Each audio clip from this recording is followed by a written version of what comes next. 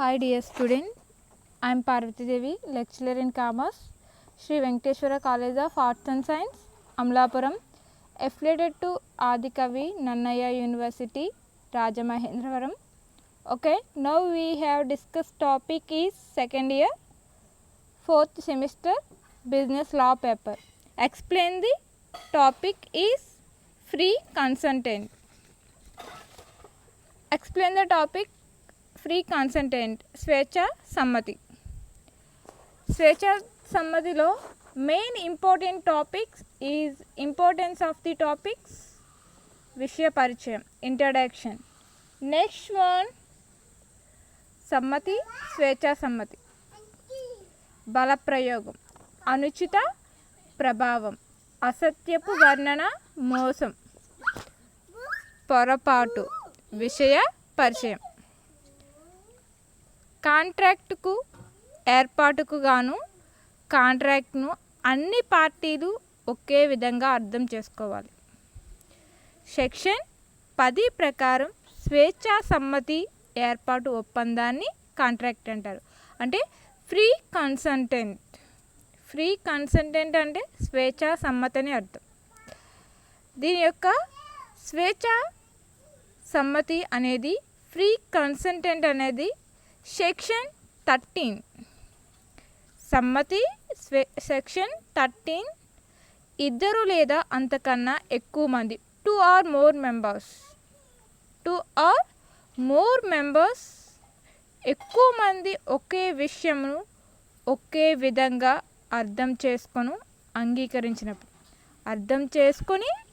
అంగీకరించినప్పుడు దానిని స్వేచ్ఛా సమ్మతి అంటారు.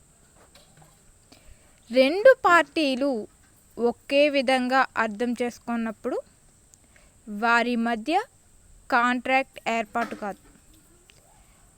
ఎగ్జాంపుల్, లావాదేవి వర్సెస్ మురళీధర్, బాలాదేవి వర్సెస్ మురళీధర్.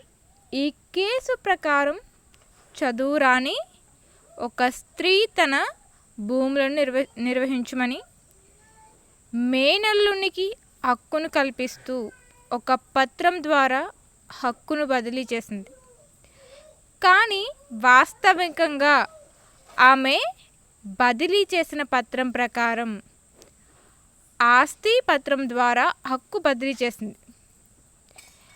అతన్ని బదిలీ అయినదని ఆమె ఆస్తి బదిలీ చేయు ఉద్దేశం లేకపోవటం వలన ఆ హక్కు పత్రము చెల్లని పత్రం అని న్యాయస్థానం తీర్పిచ్చారు.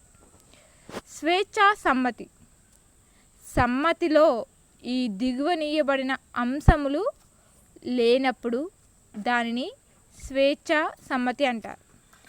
సెక్షన్ 14 దీంట్లో importance of the free consultant importance 5 key points, mostly 5 key points అనేవి ఇవ్వడం జరిగింది. ఫస్ట్ వన్ బలప్రయోగం సెక్షన్ 15. సెకండ్ వన్ అనుచిత ప్రభావం సెక్షన్ 16. థర్డ్ వన్ మోసం సెక్షన్ 17. ఫోర్త్ వన్ అసత్యపు వర్ణన సెక్షన్ 18. ఫిఫ్త్ వన్ పొరపాటు సెక్షన్ 20, 21, 22. ఇక్కడ free consultant important of the key points.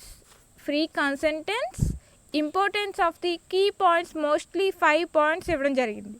ఈ 5 పాయింట్స్లో ఫస్ట్ వన్ బలప్రయోగం సెక్షన్ 15 లేదా సెకండ్ వన్ అనుచిత ప్రభావం సెక్షన్ 16. ఈ సెక్షన్స్ అనేవి ఏవైతే ఉన్నాయో ఆ సెక్షన్స్ అనేది మనకి తెలిసినట్లయితేనే కరెక్ట్గా మెన్షన్ చేయాలి. తెలియనట్లయితే ఒక సెక్షన్కి మనం డివైడ్ అంటే వేరే సెక్షన్ని నోట్ చేసినట్లయితే దాని పూర్తిగా మీనింగ్ అనేది మారిపోవడం జరుగుతుంది. అంటే సెక్షన్స్ని నోట్ చేసే ముందు ఆ సెక్షన్స్ని గుర్తుపెట్టుకునే విధానం ఎలా ఉండాలంటే కంపల్సరీ తెలిస్తేనే ఆ సెక్షన్స్ అనేది మనం మెన్షన్ చేయాలి. లేదా బలప్రయోగం సెక్షన్ 15 అనుచిత ప్రభావం అని లేదా మోసం అని అసత్యపు వర్ణనని లేదా పొరపాటు అని కూడా మెన్షన్ చేయొచ్చు. కాకపోతే ఇక్కడ సెక్షన్తో మెన్షన్ చేయాలి అంటే బలప్రయోగం సెక్షన్ 15, అలాగే అసత్యపు వర్ణన వచ్చేసరికి సెక్షన్ 18, పొరపాటు సెక్షన్ 20, 21, 22. ఇక్కడ వరుసగా మెన్షన్ చేయడం జరిగింది. పొరపాట్లు అంటే మిస్టేక్స్ వచ్చేసరికి సెక్షన్ 20, 21, 22. అలాగే అనుచిత ప్రభావం వచ్చేసరికి 16. ఇక్కడ వరుసగా రావడం జరిగింది సెక్షన్స్ అనేవి. బలప్రయోగం సెక్షన్ 15, అనుచిత ప్రభావం సెక్షన్ 16, మోసం 17, అసత్యపు వర్ణన 18, పొరపాటు 20, 21, 22. నెక్స్ట్ వన్ వచ్చేసరికి బలప్రయోగం బ్రాకెట్లో సెక్షన్ 15 ప్రకారం అంటే భౌతిక ఒత్తిళ్ళు, అంటే ఫిజికల్ అవేర్నెస్ అని కూడా అనొచ్చు. ఫిజికల్ అంటే భౌతిక ఒత్తిడి అనేది ఏంటంటే స్ట్రెస్, ఫిజికల్ స్ట్రెస్ అంటే ఒత్తిడి అంటే మన మీద ఎక్కువ ప్రెజర్ ఉందని అర్థం. ఒత్తిడి అనేది ప్రెజర్ బాగా ఎక్కువ ఉన్నట్లయితే దాన్ని స్ట్రెస్ ఫీల్ అవ్వడం అని కూడా అంటారు. ఇక్కడ భౌతిక ఒత్తిడి ఉపయోగించుటకు బలప్రయోగం అంటారు. బలప్రయోగంను ఈ దిగువ విధంగా నిర్వచించవచ్చు. నిర్వచనం ఏం చెప్తుందంటే ఇండియన్ పీనల్ కోడ్ 1860 ప్రకారం, అంటే ఇండియన్ పీనల్ కోడ్ 1816 ప్రకారం నిషేధించబడిన ఒక పనిని చేసినప్పుడు లేదా చేస్తానని బెదిరించినప్పుడు వేరే వ్యక్తికి కష్టాలు జరిగే విధంగా అతనిని ఆస్తి అక్రమముగా స్వాధీనం చేసుకున్నప్పుడు లేదా స్వాధీనం చేసుకుంటానని బెదిరించినప్పుడు అటువంటి చర్యను ఉపయోగించి కాంట్రాక్ట్ను ఏర్పాటు చేసుకున్నప్పుడు ఈ చర్యలను బలప్రయోగం అంటారు. సెక్షన్ 15 ఈ నిర్వచనం ప్రకారం బలప్రయోగంలో భయం, భౌతిక ఒత్తిడి, సరుకుల స్వాధీనం మొదలైన అంశాలు కలవు. ఇక్కడ బలప్రయోగం అనేది ఏంటంటే ఎగ్జాంపుల్కి ఏం చెప్పాలి అంటే ఎదుటి మనిషిని మనం భయపెట్టి ఆ వ్యక్తి దగ్గరున్న సరుకులను స్వాధీనం చేసుకోవచ్చు. అంటే ఆ వ్యక్తిని భయపెట్టడం వల్ల అతను భయభ్రాంతులకు గురై తను మనస్తాపన చెంది ఆ ప్రెజర్కి తట్టుకోలేక భయభ్రాంతులు కనుక గురి అవ్వడం అనేది జరుగుతుంది. అప్పుడు సెక్షన్ 15 ప్రకారం భౌతిక ఒత్తిళ్లు, సరుకులు మొదలైనవి మనం ఆధీనం చేసుకోవడానికి అంశములు కలవు. ఇక్కడ ఉదాహరణకు బి కనుక ఏను రుణం నుండి విమోచనం చేయకుంటే ఏ బీను చంపేస్తానని బెదిరించాడు. బి భయపడి ఏను రుణ విముక్తిని చేశాడు, కానీ విమోచనం బలప్రయోగం ద్వారా జరిగింది కావున న్యాయసమ్మతం కాదు. న్యాయసమ్మతం అనేది కాలేదు వారిద్దరి మధ్యన. కాంట్రాక్ట్ ఏర్పాటుకు గల నిబంధనలు, కాంట్రాక్ట్ అగ్రిమెంట్ అండ్ కండిషన్స్ అని కూడా అనొచ్చు. అగ్రిమెంట్ ఆఫ్ కాంట్రాక్ట్ కండిషన్స్ అంటే కాంట్రాక్ట్ ఏర్పాటుకు గల నిబంధనలు ఏంటంటే కాంట్రాక్ట్కు ఏర్పాటుకు సంబంధించిన నిబంధనలు అనేవి ఇండియన్ పీనల్ కోడ్ చే నిషేధించబడిన పనిని చేసినప్పుడు లేదా చేస్తానని బెదిరించినప్పుడు పనిని బలప్రయోగం అంటారు. Example Ranganayamma versus Alva Shetty. Ranganayamma versus Alva Shetty అను కేసులో 13 సంవత్సరములు బాలికను గ్రామ పెద్దలు చనిపోయిన ఆమె భర్త అంత్యక్రియలు జరుపుకుంటుటకు గాను ఒక వ్యక్తిని కూతురుగా, ఒక వ్యక్తిని కుమారునిగా కానీ స్వీకరించమని ఒత్తిడి చేసినారు. ఆమె అందుకు అంగీకరించిన తరువాత నిరాకరించిందని. అంటే ఆమె ఫస్ట్ ఆఫ్ ఆల్ యాక్సెప్ట్ చేసిన తర్వాత మళ్ళీ దాన్ని యాక్సెప్ట్ చేయలేదు, అంటే నిరాకరించింది. నిరాకరించిన తర్వాత న్యాయస్థానం ఏదైతే కోర్టు తీర్పు ఏదైతే ఇచ్చిందో న్యాయస్థానం ఆమెకు అనుకూలంగా తీర్పు ఇచ్చను. ఎందుకనగా గ్రామ పెద్దలు ఆమె భర్త అంత్యక్రియలను ఆపివేయగలమని బలప్రయోగం ఉపయోగించిన ఆమె ఆ కారణం పొందినారు. అంటే ఇందులో స్వేచ్ఛా సమ్మతి లోపించింది, అంటే ఫ్రీ కన్సెంటెంట్ అనేది లోపించింది. కావున ఆమె నిరాకరణ న్యాయస్థానం, అంటే నిరాకరణ న్యాయ సమ్మతం. ఇక్కడ ఏం చెప్తుందంటే అక్రమముగా ఆస్తిని స్వాధీనం చేసుకొనుట లేదా స్వాధీనం చేసుకుంటానని బెదిరించుటను బలప్రయోగం అంటారు. ముత్తయ్య వర్సెస్ ముత్తు 1939 అనే కేసులో ఒక ఏజెంట్ ప్రిన్సిపల్తో తనను ప్రయోగం అంటారు. అంటే ఇక్కడ ప్రిన్సిపల్ తనను రుణము నుండి విమోచనం చేసినప్పుడు పుస్తకాలను నూతన ఏజెంట్కు ఇస్తానని చెప్పినప్పుడు ప్రిన్సిపల్ భయపడి విమోచనం చేసినప్పుడు పుస్తకాలను నూతన ఏజెంట్కు ఇస్తానని చెప్పాడు. ప్రిన్సిపల్ దీనిని చెల్లకూడని ప్రిన్సిపల్ భయపడి విమోచన పత్రమును ఏజెంట్కి ఇచ్చినాడు. ఇందులో బలప్రయోగం ఉంది. కావున ప్రిన్సిపల్ దీనిని చెల్లకూడని కాంట్రాక్ట్గా మార్చుటకు న్యాయసమ్మతి న్యాయస్థానం తీర్పిచ్చినది. ఆత్మహత్యను చేసుకుంటానని బెదిరించుట కూడా బలప్రయోగం. ఒక వ్యక్తి వేరొక వ్యక్తితో ఆత్మహత్యను చేసుకుంటానని బెదిరించుట కూడా బలప్రయోగం. అమ్మిరాజు వర్సెస్ శేషమ్మ 1917 కేసులో భర్త తన భార్య మరియు కుమారునితో కొంత ఆస్తిని తమ్ముని పేరు మీద బదిలీ చేయకుంటే ఆత్మహత్యను చేసుకుంటానని బెదిరించింది. వారు భయపడే ఆస్తిని బదిలీ చేసినప్పుడు ఇది కూడా బలప్రయోగం. కావున దీన్ని చెల్లకూడని కాంట్రాక్ట్గా మార్చుటకు గాను న్యాయసమ్మతిని న్యాయస్థానం తీర్పిచ్చిందని తెలిపింది. బలప్రయోగం యొక్క ప్రభావం ఎలా ఉంటుందంటే ఈ బలప్రయోగం యొక్క ఎఫెక్ట్ ఎలా ఉంటుందంటే సెక్షన్ 19 ప్రకారం కాంట్రాక్ట్లో బలప్రయోగం మోసం లేదా అసత్యవర్ణ ఉన్నప్పుడు, ఇక్కడ సెక్షన్ 19 ప్రకారం కాంట్రాక్ట్లో బలప్రయోగం మోసం లేదా అసత్య వర్ణన ఉన్నప్పుడు గాయపడిన వ్యక్తి ఆ కాంట్రాక్ట్ను చెల్లకూడని కాంట్రాక్ట్గా మార్చవచ్చు, అనగా పరిసమాప్తి చేసుకొనవచ్చు.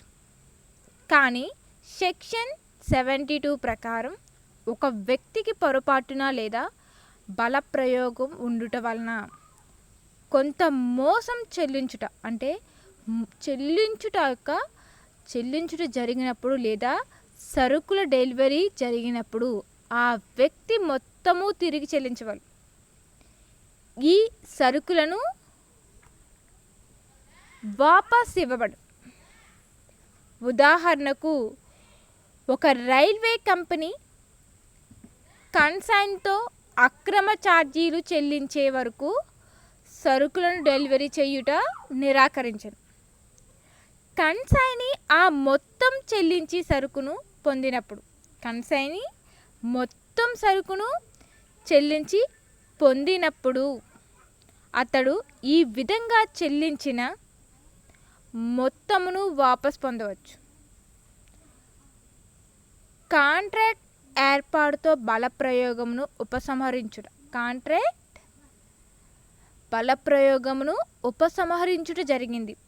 ఒకవేళ బలప్రయోగం లేకుంటే కాంట్రాక్ట్ ఏర్పాటు కాకుండా ఉండేదని నిరూపించుట తప్పనిసరి అని గాయపడిన వ్యక్తిపై ఈ బాధ్యత కలదు. ఓకేనమ్మా. ఇక్కడ బలప్రయోగం యొక్క ప్రభావం అనేది సెక్షన్ 19 ప్రకారం కాంట్రాక్ట్లో బలప్రయోగం మోసం లేదా అసత్య వర్ణన ఉన్నప్పుడు గాయపడిన వ్యక్తి ఆ కాంట్రాక్ట్ని చెల్లకూడని కాంట్రాక్ట్గా మార్చవచ్చు. ఎగ్జాంపుల్కి చెప్పాలి అంటే ఒక రైల్వే కంపెనీ కన్సైన్తో అక్రమ ఛార్జీలు చెల్లించే వరకు సరుకును డెలివరీ చేయుటకు నిరాకరించను. నిర్బంధం డ్యూరెసెస్. ఇక్కడ నిర్బంధం వచ్చేసరికి బలప్రయోగమును ఆంగ్ల న్యాయశాస్త్రం ప్రకారం నిర్బంధం అంటారు. బలప్రయోగమును ఆంగ్ల న్యాయశాస్త్రం ప్రకారం నిర్బంధం అంటారు. డ్యూరెసెస్. కాంట్రాక్ట్లోని రెండవ పార్టీ అంగీకారం పొందుటకు భౌతికమైన హింస కానీ నిర్బంధన కానీ చెయ్యుట లేదా చేస్తానని బెదిరించుట నిర్బంధం అవుతుంది. ఈ నిర్బంధం సరుకులను కానీ ఆస్తిని కానీ వర్తించదు. బలప్రయోగం నిర్బంధముకు మధ్య గల వ్యత్యాసములు ఈ దిగువ ఇవ్వబడినవి. ఉపయోగించుట. ఫస్ట్ వన్ ఉపయోగించుట. బలప్రయోగం కాంట్రాక్ట్ పార్టీపై లేదా వేరే వ్యక్తిపై ఉపయోగించవచ్చు, కానీ నిర్బంధనమును కాంట్రాక్ట్ పార్టీ లేదా వారి కుటుంబ సభ్యులు మాత్రమే ఉపయోగించవచ్చు. చర్య. చర్య అనేది బలప్రయోగం చర్య ఇండియన్ పీనల్ కోడ్ నిషేధించబడిన పని లేదా ఆసక్తికి సంబంధించిన విషయం కావచ్చు, కానీ నిర్బంధపు చర్య వ్యక్తుల ప్రాణాలు ఏవైతే ఉంటాయో ప్రాణాలకు లేదా స్వేచ్ఛకు కానీ సంబంధించి ఉండవాలి. థర్డ్ వన్ ఆస్తికి సంబంధించిన చర్య కూడా బలప్రయోగం అవుతుంది, కానీ ఆస్తికి సంబంధించిన చర్య నిర్బంధం కాదు. లాస్ట్ వన్ సమయం. టైం డ్యూరేషన్ అని కూడా అనొచ్చు. సమయం అనేది టైం డ్యూరేషన్. ఈ సమయం బలప్రయోగం వెంటనే జరగవలసిన అవసరం లేదు. బలప్రయోగం అనేది వెంటనే జరగవలసిన అవసరం లేదు, కానీ నిర్బంధం వెంటనే జరగదు. అంటే డ్యూరేషన్ అనేది వెంటనే జరగవలసి ఉంటుంది. ఇక్కడ అనుచిత ప్రభావం సెక్షన్ 16 డెఫినిషన్ నిర్వచనం. రెండు పార్టీల మధ్య సంబంధం ప్రకారం, ఈ టూ పార్టీస్ మధ్య సంబంధం రిలేషన్షిప్ ప్రకారం, ఈ రెండు పార్టీల మధ్య గల సంబంధం ప్రకారం ఒక పార్టీ వేరొక పార్టీ యొక్క మనసుపై అధికారంను చలాయించే శక్తిని కలిగి ఉండి అటువంటి అధికారమును ఉపయోగించి అతను చెందని ప్రయోజనముకు పొందుటకు గాను తీసుకున్న చర్యను అనుచిత ప్రభావం అంటారు. అనుచిత ప్రభావంను మానసిక ఒత్తిడి అని కూడా వ్యవహరిస్తారు. ఈ నిర్వచనం ప్రకారం ఒక వ్యక్తి దిగువ సందర్భాల్లో వేరే వ్యక్తి యొక్క మనసుపై అధికారం, ఒక వ్యక్తి వేరే వ్యక్తిపై అధికారమును కలిగి ఉన్నప్పుడు, ఎగ్జాంపుల్ యజమాని ఉద్యోగి మధ్య గల సంబంధం. ఒక వ్యక్తి వేరే వ్యక్తిపై అధికారం కలిగి ఉన్నప్పుడు, ఉదాహరణ యజమాని ఉద్యోగస్తుని మధ్య గల సంబంధం, వైద్యుడు రోగి మధ్య గల సంబంధం. సెకండ్ పాయింట్ వచ్చేసరికి ఒక వ్యక్తి వేరొక వ్యక్తిపై నమ్మకమును సంబంధించిన సంబంధం కలిగి ఉన్నప్పుడు, ఉదాహరణ తండ్రి కుమారుని మధ్య గల సంబంధం లేదా మదర్ అండ్ డాటర్ రిలేషన్షిప్. ఇక్కడ వయసు అంటే థర్డ్ పాయింట్ వచ్చేసరికి వయసు, అనారోగ్యం, మానసిక లేదా బౌద్ధిక ఒత్తిడి వలన తాత్కాలికంగా లేదా శాశ్వతంగా మానసిక అర్హత ప్రభావితం అయినప్పుడు అటువంటి వ్యక్తితో ఏర్పాటు చేసుకున్న కాంట్రాక్ట్ అనుచిత ప్రభావమునకు గురి అగును. ఎగ్జాంపుల్, రోగి అతనికి సేవ చేయునున్న వైద్య సేవకుడు. అనుచిత ప్రభావంను సంబంధించిన కొన్ని ఉదాహరణలు దిగివేయబడి. ఇక్కడ ఏ అను తండ్రి బి అను తన కుమారుని మైనారిటీ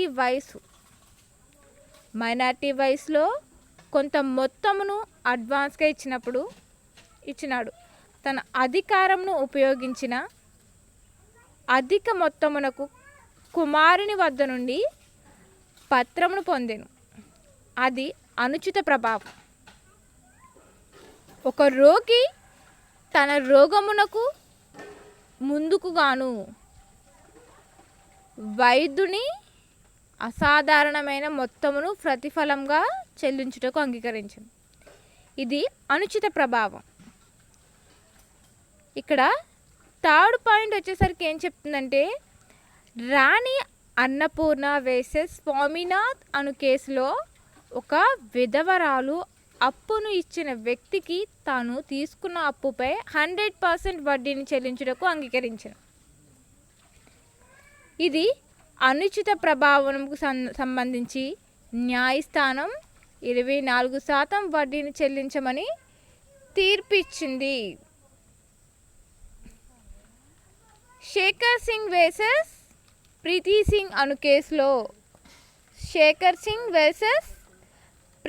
సింగ్ అను కేసులో అక్షర జ్ఞానం లేని ఒక గ్రామీణ వ్యక్తి అతను సేవ చేసిన దగ్గరి బంధువుల పూర్తి ఆస్తిని బదిలీ చేయవచ్చు. ఒక పత్రముపై వేలిముద్రను వేసినాడు.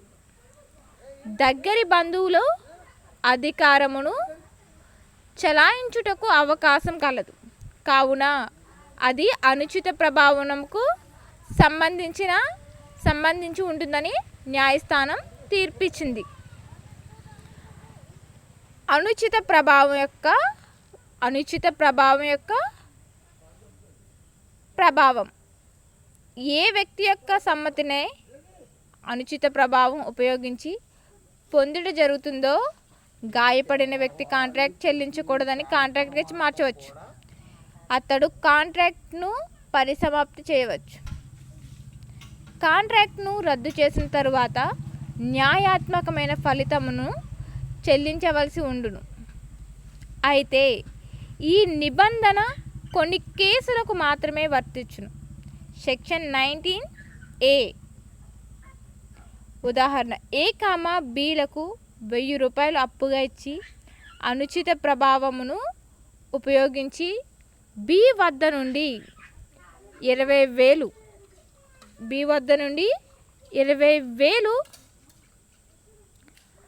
2,000 పత్రములు పొందినాడు. Bకు చెల్లించిన వడ్డీ 6%. న్యాయస్థానం కాంట్రాక్ట్ రద్దు చేయొచ్చు. ఈ 1000 రూపాయలను 6% వడ్డీతో వాపస్ చేయబడినది. Bకు ఆదేశం జారీ చేయును.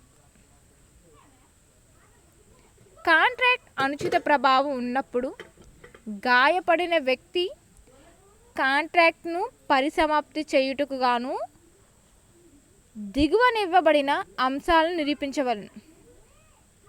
ఫస్ట్ వన్, ఇతర వ్యక్తి అతని వయసుపై అధికారం చెలాయించే శక్తిని నిబంధనను కలిగి ఉండటం.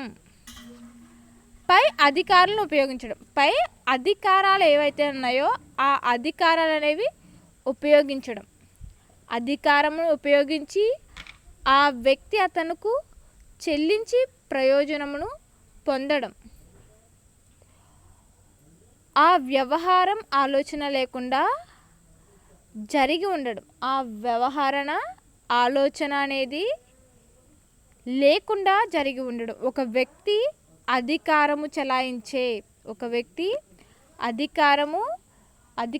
చలాయించే శక్తిని కలిగి ఉండి ఆ అధికారంను ఉపయోగించి అతను అసాధారణ లాభం, అబ్నార్మల్ ఇన్కమ్. ఇక్కడ నార్మల్ ఇన్కమ్ అంటే సాధారణ లాభం, నార్మల్ ప్రాఫిట్ సాధారణ లాభం కింద కన్సిడర్ చేస్తాం. అబ్నార్మల్ ఇన్కమ్ అసాధారణ లాభం. అసాధారణ లాభం అనేది ఏంటంటే మనం అనుకోకుండా ఎక్స్పెక్ట్ చేసిన దానికంటే రెట్టింపు రావడాన్నే అబ్నార్మల్ ఇన్కమ్ అంటాం, అసాధారణ లాభం అంటాం. సాధారణంగా వచ్చే లాభాలు ఏవైతే ఉంటాయో దాని రేట్ ఎంతైతే ఉందో దాదే ఒక ఎగ్జాంపుల్ చెప్పాలంటే ఒక యాపిల్ ఖరీదు ఒక 20 రూపీస్ కావచ్చు. ఆ 20 రూపీస్కి కొనుగోలు చేసినట్లయితే దాన్ని నార్మల్ ప్రాఫిట్ అంటాం. ఒక యాపిల్ ఖరీదు 20 రూపీస్ అయితే ఆ 20 రూపీస్కే మనం కొనుగోలు చేసినట్లయితే దాన్ని నార్మల్ ప్రాఫిట్ అంటాం. అబ్నార్మల్ ప్రాఫిట్ అనేది ఎలా ఉంటుందంటే ఒక యాపిల్ ఖరీదు 20 రూపీస్ అయితే దాన్ని మనం 40 రూపీస్కి అమ్మినప్పుడు కానీ దాన్ని 40 రూపీస్కి సేల్ చేసినప్పుడు అంటే ఎక్స్ట్రా పేమెంట్స్ అనేది వస్తుంది. దాని వాల్యూ అనేది 20 రూపీస్ ఉంది, మనకి ఎడిషనల్గా ఎంత వస్తుంది 20 రూపీస్ అనేది రావడం జరుగుతుంది.